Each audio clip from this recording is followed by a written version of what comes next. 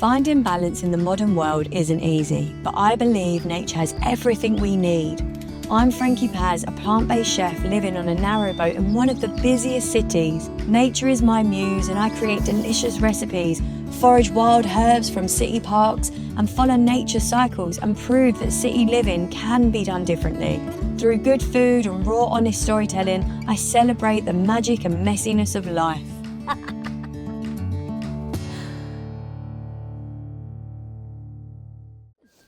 Because we're like on a part of it. Oh shit, bloody twigs.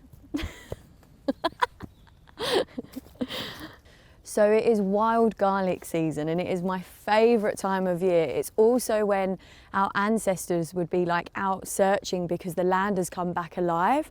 And wild garlic, if you haven't tasted it, is kind of a little bit garlicky spring onion vibes, and it just is like totally transforms any dish.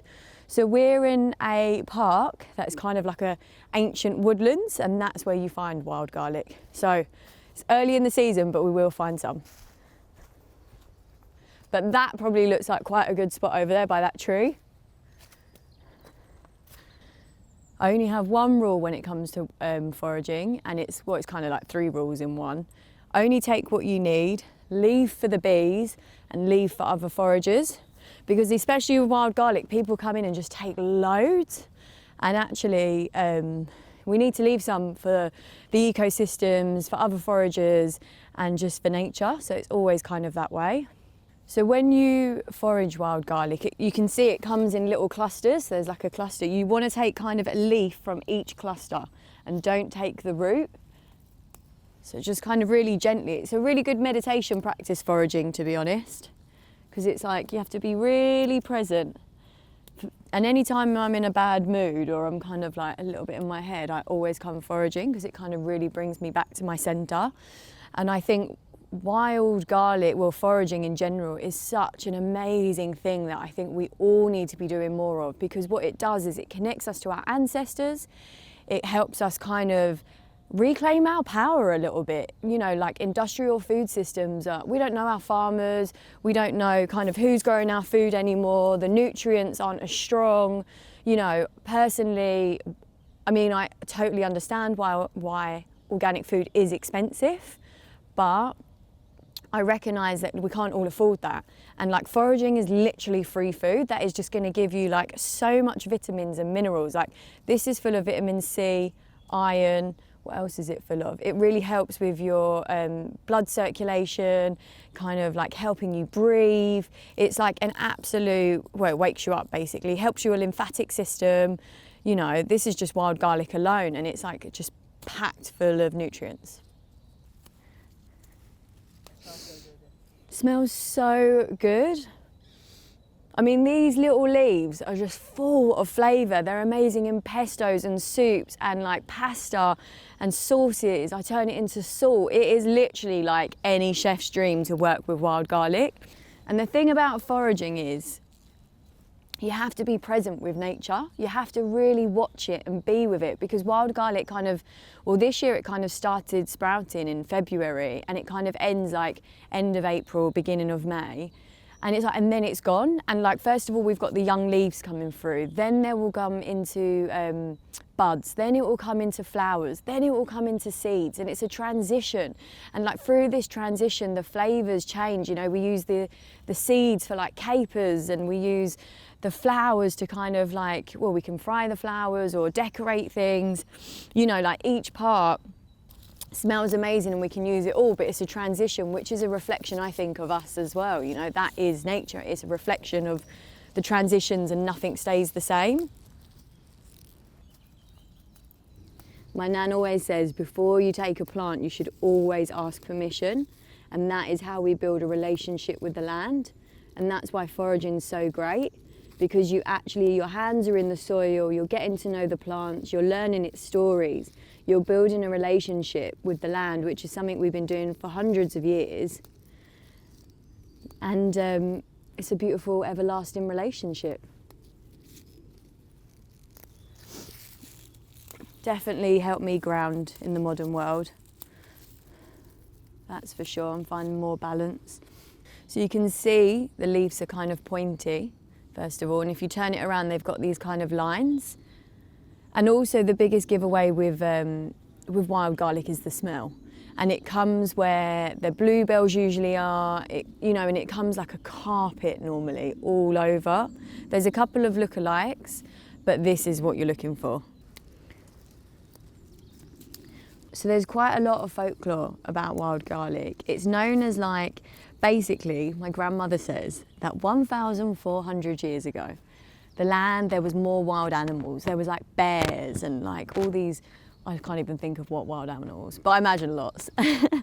And when they would come out of hibernation, the first thing that they would smell that would wake them up would be wild garlic. So it's almost like that bear days coming out of hibernation in winter, and then you kind of eat wild garlic to kind of wake up your system, kind of pump out your lymphatic system. And it's a protector against evil.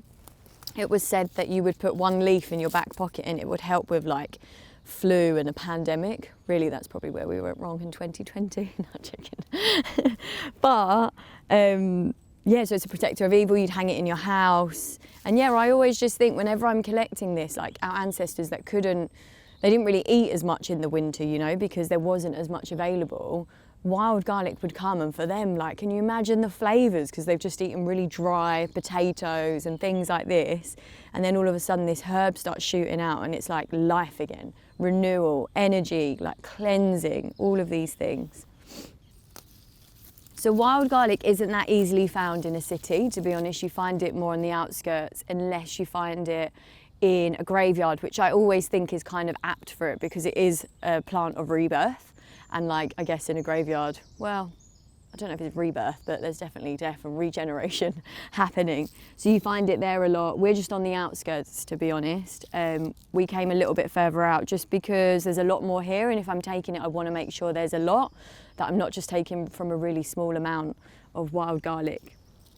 But yeah, you find it in streams, damp, ancient woodlands as well, which is kind of amazing. When you see wild garlic in woodlands, know that the woodlands is ancient. It's probably at least 400 years old. And and that's where wild garlic comes. Oh, look at all of that. That is free, wild, delicious, nutritious food in there. It is amazing. The smell's amazing. We're gonna make a breakfast kind of leek thing with it on toast. Maybe even a bit of a pesto I'll make, and then, yeah, we can just have it for later. So we've got loads of leaves left over, and now we're gonna make the easiest fucking wild garlic pesto you'll ever make. Because wild garlic is here for such a short amount of time, making pestos is a really good way to kind of keep it kind of in your fridge and be able to just put it into dishes or on top of toast or whatever. So I'm going for loads. That is going to be really garlicky, but I'm here for it because I won't use it as an actual pesto on pastas. I'll use it as a topper. So we've got a massive handful of wild garlic. I'd say a cupful of pumpkin seeds. We're going to do you want a big amount of salt. I'd say 2 tablespoons, about. All my recipes are kind of approximately. You got to flow with it. Nutritional yeast. Okay, this is a massive bunch of parsley. So if you've got some old parsley on its way out, you could use. I always love parsley. I think people go for basil, and I think you don't get that much value for basil. It's always 4 leaves or something for £1.50, whereas this is a lot. So we just put that in, whack that in there. And again, I'm gonna start with just half a lemon. You're probably gonna want the juice of a lemon. Who am I kidding? This is very juicy though. Love a juicy lemon.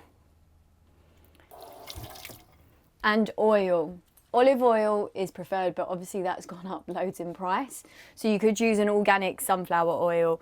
I am gonna use olive oil though.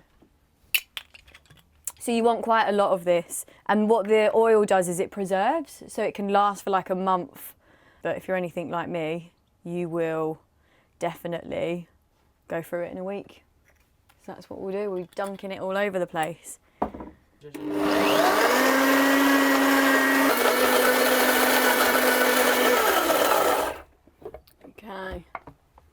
Oh my god, it smells so good. You could use cashews if you wanted to, but pumpkin seeds are like so much cheaper, and they're green.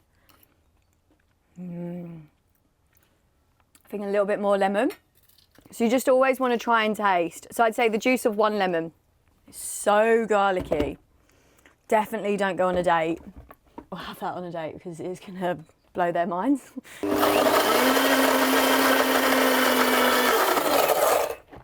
Great. So look, just all this. You can see this. I mean, I could eat that by the spoonful, to be honest. It's so good. And then we're just going to put it in a jar. A spatula saves so much money because it gets every little inch of sauce out. You won't miss a bit, to be honest. Look at that. The easiest wild garlic pesto you will ever make. Look at that. Dun dun dun. There's a bit of bread in the oven that I'm gonna whack on that.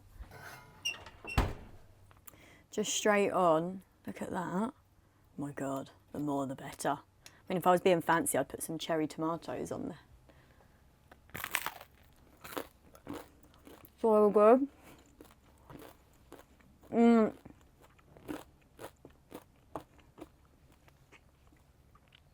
It's just like forest pesto, I'm calling it, actually.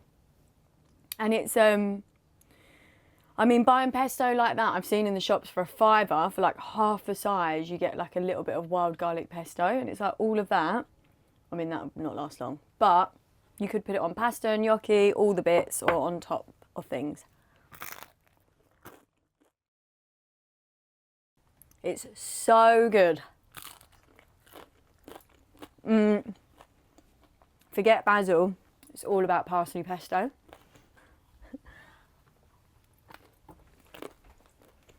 So many flavours.